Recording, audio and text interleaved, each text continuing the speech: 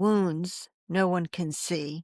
No swelling, no purple mark, no evidence that you can point to and say, there, it hurts right there.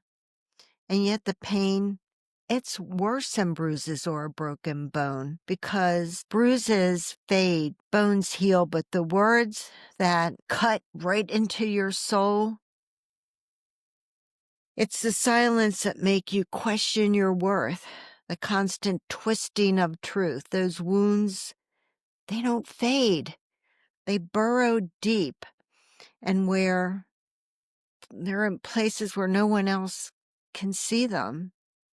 This is Annie's story, and I'm telling it for her. One evening, Annie was full of hope.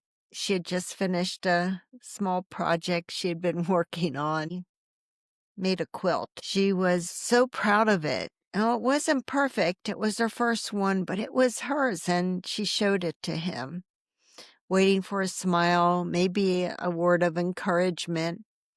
But instead, you know what he did? He sneered at her, and he said, "You wasted your time on that. Who's going to want that?" Man, those words stung, but Annie told herself, well, maybe her husband was tired. Maybe he didn't really mean it.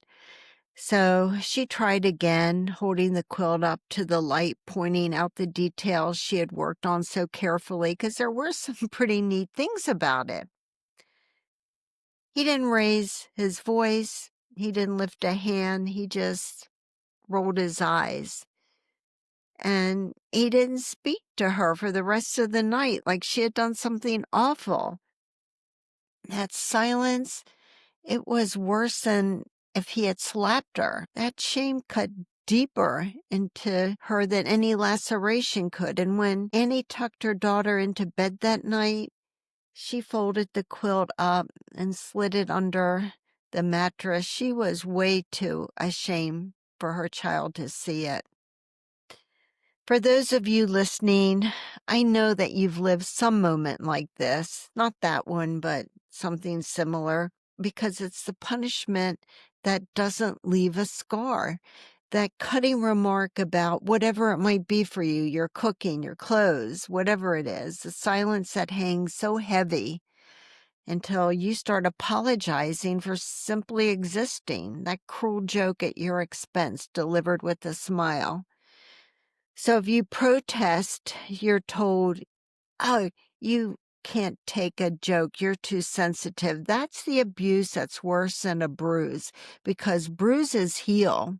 Shame, the humiliation, the loss of confidence in your own voice, those take a really long time to unravel.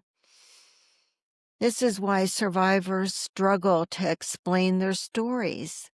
They just can't hold up a bruise or a broken bone as their evidence. All they have is the scenario, that scenario or memory of being made to feel worthless. And when they do try to explain it, people, they don't get it. It just doesn't sound as bad when you try to tell someone, but you know, survivors know, the bruise, that abuse that leaves no mark, it's often the hardest thing to survive.